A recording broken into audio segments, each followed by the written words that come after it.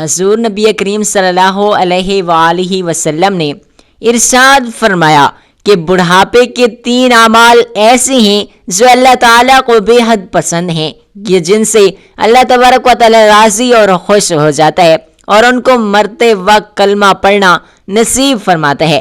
اور وہ 3 اعمال جن کو اللہ تعالیٰ بے حد پسند کرتا ہے وہ یہ ہیں: بسم اللہ الرحمن الرحیم۔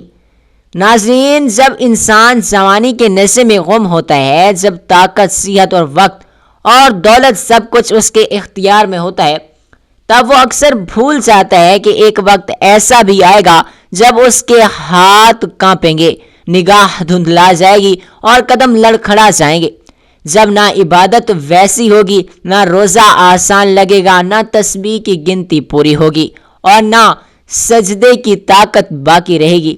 یہ وہ وقت ہوگا جب انسان بڑھاپے کی دہلیز پر کھڑا ہوگا، جہاں ہر لمحہ اس کی ماضی کی غفلت کا ماتم کرے گا۔ بڑھاپا وہ منزل ہے جہاں انسان کے پاس عمل کا وقت نہیں بلکہ ماضی کے اعمال کا حساب ہوتا ہے۔ اگر جوانی میں نمازیں قضا ہوئیں، قرآن کا وقت ضائع کیا، ماں باپ کی نافرمانی کی یا دلوں کو توڑا، تو بڑھاپے میں ان کی گونج روح کو جھنجھوڑ دیتی ہے۔ اس لیے بڑھاپا اصلاح کا آخری موقع ہے۔ یہ وہ مرحلہ ہے جہاں دل کا دروازہ اللہ کی طرف کھول دیا جائے، آنکھوں کو آنسوں سے تر کر دیا جائے، زبان پر توبہ اور استغفار جاری رکھی جائے اور ہر لمحہ آخرت کی تیاری میں لگا دیا جائے۔ جو بڑھاپے میں بھی غفلت میں پڑا رہا، اس کے لیے موت کے بعد کی اندھیری قبر اور عذاب کے جھٹکے بہت سخت ہوں گے۔ مگر جو بڑھاپے میں اپنے رب کی طرف پلٹ آیا، دل کو نرم کر لیا، عبادت کا پابند ہو گیا، اس کے لیے یہی بڑھاپا نجات کا سینہ بن جاتا ہے۔ اس لیے یہ وقت غفلت کا نہیں، پکارنے کا ہے، جھکنے کا ہے، رونے کا ہے اور اپنے رب سے قریب ہونے کا ہے، کیونکہ بڑھاپا توبہ کی آخری سیڑھی ہے۔ اس کے بعد عمل کا دروازہ بند اور حساب کا وقت شروع ہو جاتا ہے۔ پیارے دوستو، انسانی زندگی کے 3 حصے ہیں: بچپن ہے، جوانی ہے اور بڑھاپا ہے۔ عموماً انسان کا بچپن کھیل کود میں گزر جاتا ہے۔ جوانی میں اس کے کچھ خواب ہوتے ہیں، وہ کہتے ہیں کہ مجھے کچھ بننا ہے، کچھ کرنا ہے، کچھ خواب پورے کرنے ہیں۔ جبکہ بڑھاپے میں انسان مختلف بیماریوں اور جسم کی کمزوری کی وجہ سے بے بس لاچار ہو جاتا ہے، اور ایسے موقع پر اسے پیار، محبت، آرام اور سکون اور دیکھ بھال کی بہت زیادہ ضرورت ہوتی ہے۔ دین اسلام نے جہاں نماز، روزہ، حج، زکوٰۃ اور دیگر معاملات میں ہماری شرعی رہنمائی فرمائی ہے، وہیں بوڑھوں کے مقام و مرتبے اور ان کے ساتھ کس طرح کا سلوک کرنا ہے، اس کی بھی مکمل رہنمائی عطا فرمائی ہے۔ اللہ پاک قرآن کریم میں اپنی عبادت کرنے کے ساتھ ساتھ بوڑھے ماں باپ کی خدمت کرنے کا حکم بھی دیتے ہیں۔ ارشاد فرماتا ہے، اور تمہارے رب نے تمہیں حکم فرمایا کہ وہ اس کے سوا کسی کی عبادت نہ کریں اور ماں باپ کے ساتھ اچھا سلوک کرو۔ اگر تیرے سامنے ان میں سے کوئی ایک یا دونوں بڑھاپے کو پہنچیں تو ان سے اف تک نہ کہنا اور نہ ہی انہیں جھڑکنا، اور ان سے خوبصورت نرم بات کرنا اور ان کے لیے نرم دلی اور عاجزی کا بازو جھکا کر رکھنا، اور دعا کرنا کہ اے میرے رب، تو ان دونوں پر رحم فرما جس طرح ان دونوں نے مجھے بچپن میں پالا پوسا اور میرا خیال کیا۔ بوڑھوں کی عزت کیجیے۔ اسلام نے ہمیں بوڑھے والدین کے ساتھ ساتھ رشتہ داروں اور معاشرے میں موجود دیگر بوڑھے حضرات کی بھی عزت کرنے کا حکم دیا ہے۔ اللہ پاک کے آخری نبی حضرت محمد مصطفیٰ صلی اللہ علیہ وآلہ وسلم نے ارشاد فرمایا، بوڑھے مسلمان کی عزت کرنا اللہ پاک کی تعظیم میں سے ہے۔ حضرت ابو داؤد حضرت انس رضی اللہ تعالیٰ عنہ سے روایت بیان کرتے ہیں کہ ایک بوڑھا شخص حضور اکرم صلی اللہ علیہ وآلہ وسلم سے ملاقات کے لیے حاضر ہوا۔ لوگوں نے اسے جگہ دینے میں بہت زیادہ دیر کی۔ رسول کریم صلی اللہ علیہ وآلہ وسلم نے ارشاد فرمایا، وہ شخص ہم میں سے نہیں جو چھوٹوں پر رحم نہ کرے اور ہمارے بڑوں کی عزت نہ کرے۔ باحوالہ ترمذی شریف اہل ایمان میں امام طاؤس رحمۃ اللہ علیہ فرماتے ہیں کہ 4 شخصوں کی تعظیم کرنا سنت ہے، یعنی رسول اکرم صلی اللہ علیہ وآلہ وسلم سے یہ عمل ثابت ہے۔ نمبر 1، عالم دین، یعنی وہ شخص جس نے اپنی زندگی کو طالب علم کے لیے وقف کر دیا، حصول علم کی خاطر سفر کیا، دین کا علم حاصل کیا اور پھر اس کی اشاعت میں اپنا کردار ادا کیا، تو ایسا شخص نبی کریم صلی اللہ علیہ وآلہ وسلم کے نزدیک ایک تعظیم اور عزت اور احترام کے قابل ہے۔ نمبر 2، بوڑھا شخص، یعنی کوئی مسلمان یا کسی دوسرے مذہب سے تعلق رکھنے والا ایسا مرد ہے یا عورت ہے کہ جس کا جسم بڑھاپے کی عمر کو پہنچ چکا ہے اور وہ اپنی زندگی گزارنے کے لیے دوسروں کے سہارے کا محتاج ہے، تو ایسا شخص نبی کریم صلی اللہ علیہ وآلہ وسلم کے نزدیک احترام اور عزت کے لائق ہے، اور اس معاملے میں مذہب کی بھی کوئی قید نہیں۔ کہاں بوڑھا شخص کسی بھی مذہب سے تعلق رکھتا ہو تو مسلمان کے لیے انسانیت کی بنیاد پر اس کا احترام لازم ہے۔ حضرت اسماء بنت ابی بکر رضی اللہ تعالیٰ عنہ بیان کرتی ہیں کہ نبی کریم صلی اللہ علیہ وآلہ وسلم کے زمانہ میں صلح حدیبیہ کے بعد ان کی مشرکہ والدہ حضرت ابوبکر کی سابقہ بیوی مکہ مکرمہ سے مدینہ منورہ آئیں۔ ان کی والدہ کا نام قتیلہ بنت عبد العزیٰ تھا اور وہ اس وقت مسلمان نہیں ہوئی تھیں۔ جب قتیلہ مدینہ آئیں تو وہ اپنی بیٹی حضرت اسماء رضی اللہ تعالیٰ عنہا کے لیے کوئی تحفے، کوئی تحائف، کوئی سامان لے کر آئیں۔ یہ تحائف کپڑے اور کئی دیگر اشیاء پر مشتمل تھے۔ حضرت اسماء رضی اللہ تعالیٰ عنہا نے اپنے والدہ کی آمد اور تحائف کے معاملے میں تذبذب محسوس کیا، یہ تحائف لینا چاہیے یا نہیں لینے چاہیے، کیونکہ ان کی والدہ مشرکہ تھیں اور وہ دین اسلام پر نہیں تھیں۔ اس لیے حضرت اسماء نے سوچا کہ کیا ان کی والدہ کے ساتھ اچھا سلوک کرنا اور ان کے تحائف قبول کرنا درست ہوگا۔ اس تذبذب کے سبب حضرت اسماء رضی اللہ تعالیٰ عنہ نبی کریم صلی اللہ علیہ وآلہ وسلم کی خدمت میں حاضر ہوئیں اور سوال کیا، یا رسول اللہ صلی اللہ علیہ وآلہ وسلم، میری والدہ مشرکہ ہیں اور وہ میرے پاس آئی ہیں اور تحائف بھی لائی ہیں، کیا میں ان کے ساتھ صلح رحمی یعنی رشتہ داری کا حق ادا کروں؟ تو نبی کریم صلی اللہ علیہ وآلہ وسلم نے ان کی بات سن کر ارشاد فرمایا، ہاں، اپنی والدہ کے ساتھ صلح رحمی کرو اور ان کے حقوق ادا کرو۔ تو حضور نبی کریم صلی اللہ علیہ وآلہ وسلم نے فرمایا، بالکل تم پر اس کی عزت کرنا اس طرح فرض ہے جس طرح تم پر اپنی سگی ماں پر ہے۔ باحوالہ صحیح بخاری اور صحیح مسلم۔ بوڑھوں کی عزت کرنا دین سے مشروط نہیں ہے۔ حضور پاک صلی اللہ علیہ وآلہ وسلم کی اس فرمان سے ہمیں یہ سبق ملتا ہے کہ والدین کے ساتھ عزت اور نرمی والا معاملہ رکھنا ایک بنیادی انسانی اور اسلامی فریضہ ہے، چاہے والدین مسلمان ہوں یا غیر مسلم ہوں۔ اسلامی رشتہ داری اور صلح رحمی کو بہت اہمیت دیتا ہے، حتیٰ کہ اگر رشتہ دار دین اسلام پر نہ ہوں تب بھی ان کے حقوق ادا کرنا ضروری ہے۔ تیسرا شخص جس کا احترام کرنے کے لیے نبی کریم صلی اللہ علیہ وآلہ وسلم نے حکم فرمایا وہ ہے حاکم وقت، جبکہ چوتھا شخص انسان کا باپ ہے۔ بوڑھوں کو ترجیح دیجیے۔ امام غزالی رحمۃ اللہ علیہ فرماتے ہیں کہ بوڑھوں کی عزت کا کمال درجہ یہی ہے کہ ان کی موجودگی میں ان کی اجازت کے بغیر نہ بولا جائے۔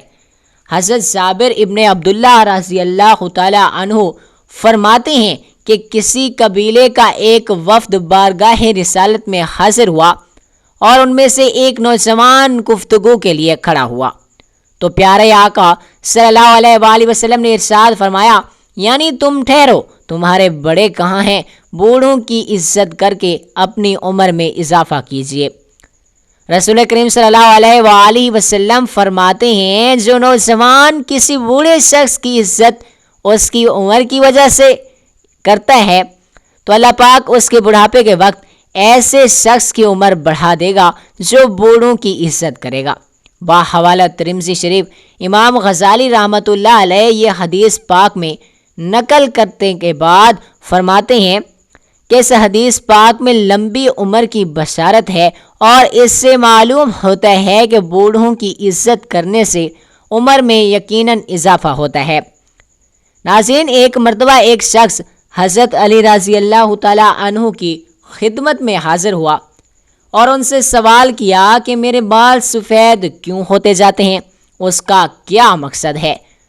حضرت علی رضی اللہ تعالیٰ عنہ نے فرمایا کہ جب حضرت آدم علیہ السلام زمین پر آئے اور وہ بوڑھے ہونے لگے تو ان کے بال بھی سفید ہونے لگے، اور جب پہلی مرتبہ حضرت آدم علیہ السلام نے اپنے بالوں کو سفید ہوتا ہوا دیکھا تو اللہ سبحانہ و تعالیٰ سے عرض کی کہ اے میرے اللہ، میرے بال سفید کیوں ہو رہے ہیں؟ تو اللہ تبارک و تعالیٰ نے ارشاد فرمایا کہ بالوں کا سفید ہونا بڑھاپے، بزرگی اور تجربات میں فراوانی کی طرف اشارہ ہے، اور انسان کا بوڑھاپا انسان کو نفسانی خواہشات سے دور کرتا ہے اور اس بات کو واضح کرتا ہے کہ اس شخص کے پاس زندگی میں تجربات ہیں جن سے مشورہ لے کر آپ اپنے فیصلوں کو بہتر بنا سکتے ہیں۔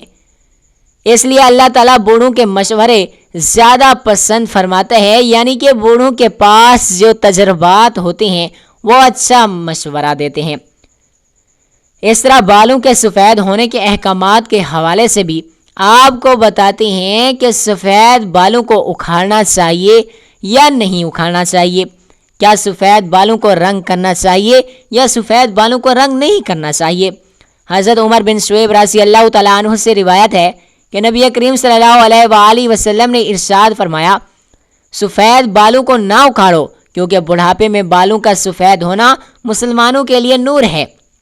جو شخص حالت اسلام میں بڑھاپے کی طرف قدم بڑھاتا ہے جبکہ کسی مسلمان کا ایک بال بھی سفید ہوتا ہے تو اس کی وجہ سے اللہ پاک اس کا ایک گناہ مٹا دیتا ہے اور اس کی ایک نیکی لکھ دیتا ہے اور اس کا ایک درجہ بلند کر دیتا ہے۔ اس طرح یہ حدیث مختلف کتابوں میں بیان بھی کی گئی ہے اور حدیث کی کتابوں میں بھی اس کو بیان کیا گیا ہے۔ اب جان لیتے ہیں کہ سفید بالوں کو رنگنا چاہیے یا نہیں رنگنا چاہیے۔ بالوں کو رنگنا خضاب کہلاتا ہے، اور جان لیجیے کہ نبی کریم صلی اللہ علیہ وآلہ وسلم نے سفید بالوں کو رنگنے کا حکم کیوں دیا ہے۔ جیسا کہ حضرت ابو ہریرہ رضی اللہ تعالیٰ عنہ سے روایت بیان کرتے ہیں کہ نبی کریم صلی اللہ علیہ وآلہ وسلم نے ارشاد فرمایا کہ بڑھاپے میں بالوں کو سفیدی کو خضاب کے ذریعے سے بدل ڈالو اور خضاب نہ لگانے میں یہودیوں کی مشابہت نہ کرو۔ اسی طرح سے ایک اور روایت میں ہے کہ آپ صلی اللہ علیہ وآلہ وسلم نے ارشاد فرمایا، یہودی اور نصرانی یعنی کہ عیسائی خضاب نہیں لگاتے تھے، لہٰذا تم ان کے خلاف کرو، یعنی کہ خضاب لگاؤ۔ ایک اور روایت میں فرمایا کہ مہندی کا خضاب لگانا یا مہندی میں کوئی اور چیز ملا کر سفید بالوں کو رنگ کرنا بھی جائز ہے اور خضاب لگانا بھی ٹھیک ہے۔ سیدنا ابن عمر رضی اللہ تعالیٰ عنہ سے روایت ہے کہ نبی کریم صلی اللہ علیہ وآلہ وسلم دم دباغت لیے ہوئے اور بغیر بال کے چمڑے کا جوتا پہنا کرتے تھے، اور اپنی ریش مبارک یعنی داڑھی مبارک آپ ورش، جو کہ ایک گھاس ہے جو یمن کے علاقے سے ملتی ہے، اس کے ذریعے اور زعفران کے ذریعے سے رنگ لگاتے تھے۔ مہندی لگانا جائز کہا جاتا ہے، لیکن کچھ علماء کے نزدیک کہا جاتا ہے کہ رنگ لگانا جائز نہیں ہے، یعنی کہ مہندی لگانا تو جائز ہے، لیکن آج کے دور میں جو مختلف قسم کے پروڈکٹ سامنے آ چکے ہیں اور کیمیکلز وغیرہ جن سے رنگ لگایا جاتا ہے جو کہ آپ کی جلد پر بھی لگ جاتا ہے، اور اگر اس کو وہاں سے جلدی نہ اتارا جائے تو آپ کی جلد بھی کالی دکھائی دیتی ہے۔ اس طرح حدیث سے معلوم ہوتا ہے کہ آپ صلی اللہ علیہ وآلہ وسلم نے بعض دفعہ سرخ اور زرد خضاب لگایا ہے، اور اس طرح بعض حدیث میں نبی کریم صلی اللہ علیہ وآلہ وسلم کا بالوں کو رنگنے کا بھی ذکر ہے، جبکہ سفید بالوں میں سیاہ رنگ کا خضاب لگانے کے حوالے سے بھی آپ کو بتاتے ہیں کہ حضرت جابر رضی اللہ تعالیٰ عنہ سے روایت ہے، فتح مکہ کے دن سیدنا ابو بکر صدیق رضی اللہ تعالیٰ عنہ کے والد ابو قحافہ لائے گئے۔ ان کے سر اور داڑھی کے بال بالکل سفید تھے۔ نبی کریم صلی اللہ علیہ وآلہ وسلم نے ارشاد فرمایا کہ اس کا رنگ بدلو اور کالے رنگ سے بچو۔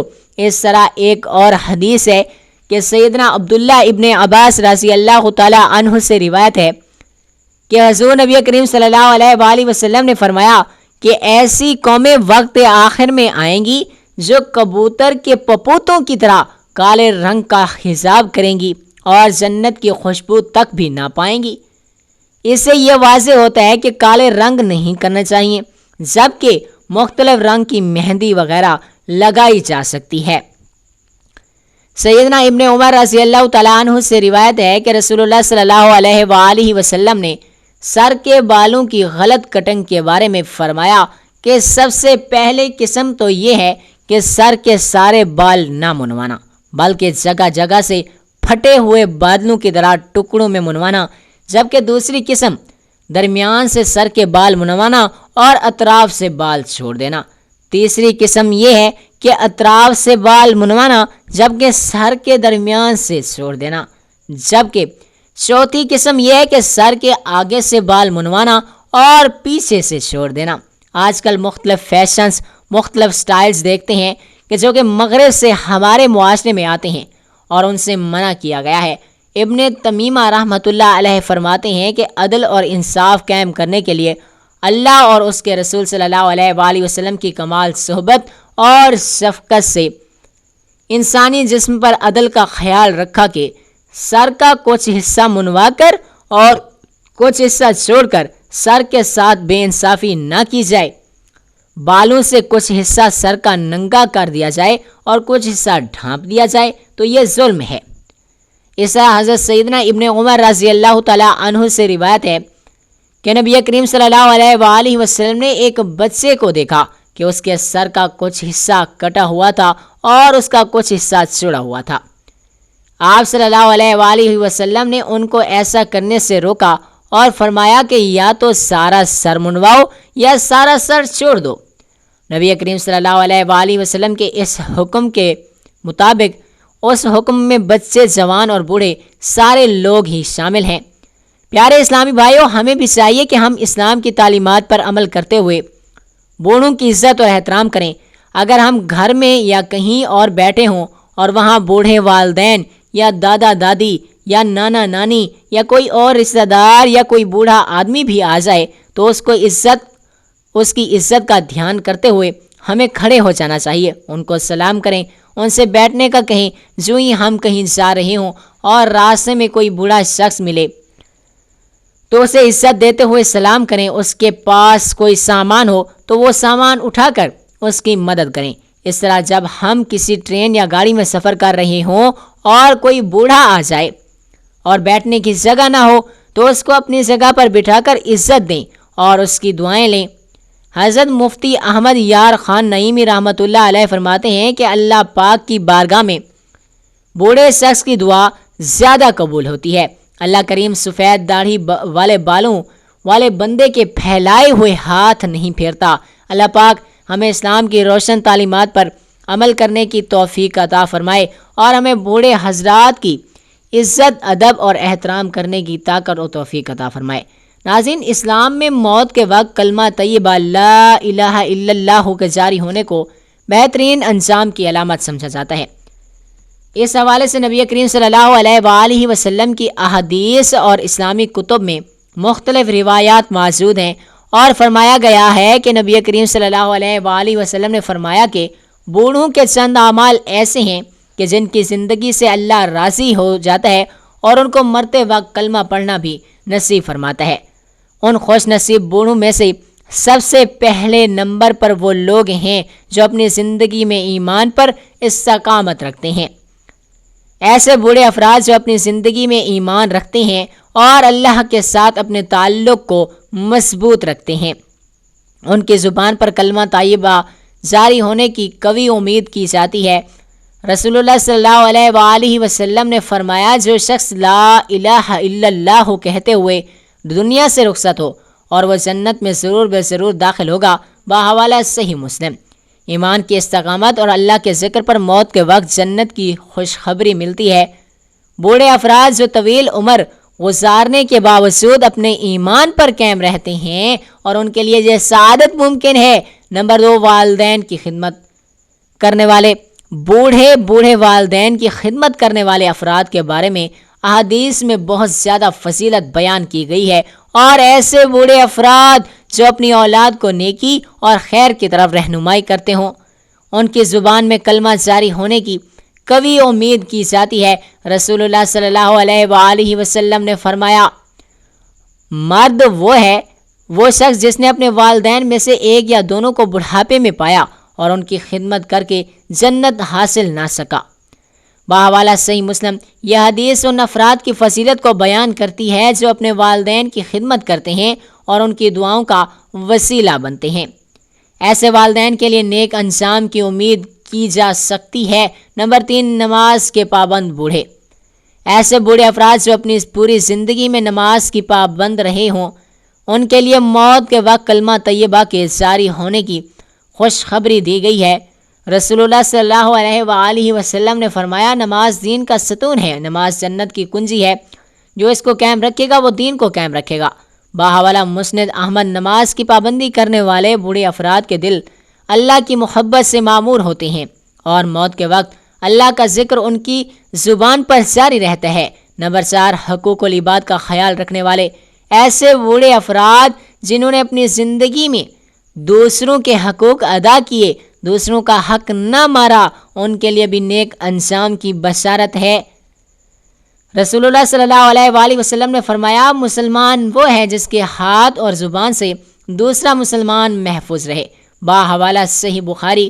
حقوق العباد کا خیال رکھنے والے بوڑھے افراد کو اللہ کی رحمت نصیب ہوتی ہے، ان کا خاتمہ ایمان پر ہوتا ہے اور ان کو موت کے وقت کلمہ پڑھنا نصیب ہوتا ہے۔ نمبر 5، قرآن کے محافظ اور قاری۔ ایسے بوڑھے افراد جو قرآن کے حافظ یا قاری ہیں اور انہوں نے اپنی زندگی کا بیشتر حصہ پڑھنے اور پڑھانے میں گزارا ہوتا ہے، ان کے لیے بھی نیک انجام کی بشارت دی گئی ہے۔ ان کو اللہ تعالیٰ مرتے وقت کلمہ طیبہ نصیب فرماتا ہے۔ رسول اکرم صلی اللہ علیہ وآلہ وسلم نے فرمایا، قیامت کے دن قرآن اپنے قاری کے لیے شفاعت کرے گا۔ صحیح مسلم۔ قرآن کے ساتھ تعلق رکھنے والے بوڑھے افراد کی زبان پر اکثر قرآن کے الفاظ اور کلمہ جاری رہتا ہے، جو ان کی موت کے وقت میں بھی جاری ہوتا ہے۔ نمبر 6، زبان کو ذکر الہی سے تر رکھنے سے۔ ایسے بوڑھے افراد جو اپنی زبان کو ہمیشہ اللہ کے ذکر سے تر رکھتے ہیں، ان کے لیے موت کے وقت میں یہی ذکر جاری رہتا ہے۔ رسول کریم صلی اللہ علیہ وآلہ وسلم نے فرمایا، اللہ کا ذکر کرتے رہو یہاں تک کہ لوگ تمہیں پاگل مجنون سمجھنے لگیں۔ باحوالہ مسند احمد۔ اللہ کے ذکر میں مشغول رہنے والے بوڑھے افراد کے لیے یہ عظیم سعادت ممکن ہے۔ نمبر 7، دعا کرنے والے اور بخشش مانگنے والے بوڑھے، جو اپنے گناہوں پر نادم شرمندہ ہو کر اللہ سے معافی مانگتے رہتے ہیں اور دعا کرتے رہتے ہیں، ان کے زبان پر موت کے وقت کلمہ جاری ہونے کی بشارت دی گئی ہے۔ قرآن پاک میں ارشاد ہے، اور جو اپنے رب کے سامنے کھڑے ہونے سے ڈرتے ہیں اور نماز کے لیے جھگڑتے ہیں، یہ کیفیت ان کے لیے نیک انجام کا سبب بن سکتی ہے۔ نمبر 8، نیک اولاد چھوڑنے والے۔ ایسے بوڑھے افراد جنہوں نے اپنی اولاد کو نیکی اور دینداری کی تربیت دی ہو، ان کے لیے بھی موت کے وقت اللہ کی رحمت کی بشارت ہے۔ ناظرین، حضور نبی کریم صلی اللہ علیہ وآلہ وسلم نے ارشاد فرمایا کہ بڑھاپے کے 3 اعمال ایسے ہیں جو اللہ تعالیٰ کو بے حد پسند ہیں، جن سے اللہ راضی اور خوش ہوتا ہے اور ان کو مرتے وقت کلمہ پڑھنا نصیب فرماتا ہے۔ جب انسان فوت ہو جاتا ہے تو اس کے اعمال کا سلسلہ منقطع ہو جاتا ہے سوائے 3 چیزوں کے۔ نمبر 1، صدقہ جاریہ۔ نمبر 2، علم جس سے فائدہ اٹھایا جائے۔ نمبر 3، نیک اولاد جو اس کے لیے دعائے خیر کرے۔ باحوالہ صحیح مسلم۔ موت کے وقت کلمہ طیبہ کا جاری ہونا اللہ کی ایک عظیم نعمت اور بندے کے نیک اعمال کا ثمر ہے۔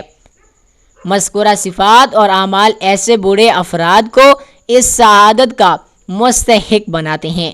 ہمیں چاہیے کہ ہم ان 3 اعمالوں کو اپنی زندگی کا حصہ بنائیں اور بڑھاپے میں اللہ کی رحمت کے طلبگار بنیں۔ ناظرین، اللہ تعالیٰ سے دعا ہے کہ اللہ تعالیٰ ہمیں بوڑھے والدین اور بزرگوں کی عزت کرنے کی طاقت اور توفیق عطا فرمائے۔ میرا سنانا اور آپ کا سننا اپنی پاک بارگاہ الہی میں قبول و منظور فرمائے اور ہمارا خاتمہ ایمان پر فرمائے، آمین یا رب العالمین۔ ناظرین، ویڈیو اچھی لگی ہو تو ویڈیو کو لائک کریں، شیئر کریں، ہمارے اس معلوماتی چینل کو سبسکرائب کریں اور کمنٹ باکس میں اللہ تعالیٰ کے 99 ناموں میں سے کوئی ایک نام ضرور ٹائپ کریں۔ اگلی ویڈیو تک کے لیے اجازت دیجیے، اللہ حافظ۔